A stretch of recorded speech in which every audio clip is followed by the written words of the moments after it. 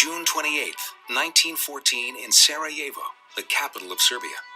2 bullets, fired by an angry Serbian nationalist, kill Archduke Ferdinand, the heir to the Austro-Hungarian Empire.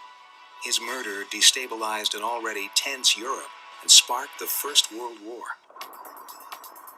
Conflict had built for the past 50 years as many European powers claimed new colonies and beefed up their militaries. Everyone wanted more land, resources, and power. The British had an empire, the French had an empire, the Germans had and wanted an empire. And as these empires collided, it created great friction. But Germany wasn't alone in the empire-building business. Nationalism was rampant in the European countries. To protect their interest and gain even more strength, these empires sought allies. Starting at the beginning of the 20th century, the various powers of Europe began forming alliance systems. The British and the French allied against the Germans and eventually drew in the Russians. The Germans felt they needed help, so they allied with the Austrians, and then they eventually attached to the Ottoman Empire. So that by 1914, Europe had become an armed camp.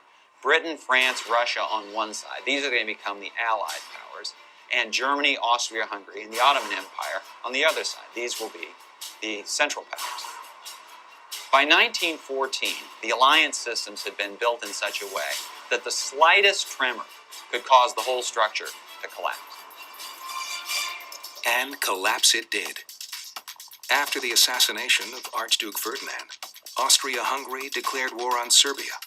Russia, a Serbian ally, then declared war on Austria-Hungary. The complicated web of alliances went into overdrive. England and France jumped in to protect Serbia, and Germany was more than willing to fight for Austria-Hungary.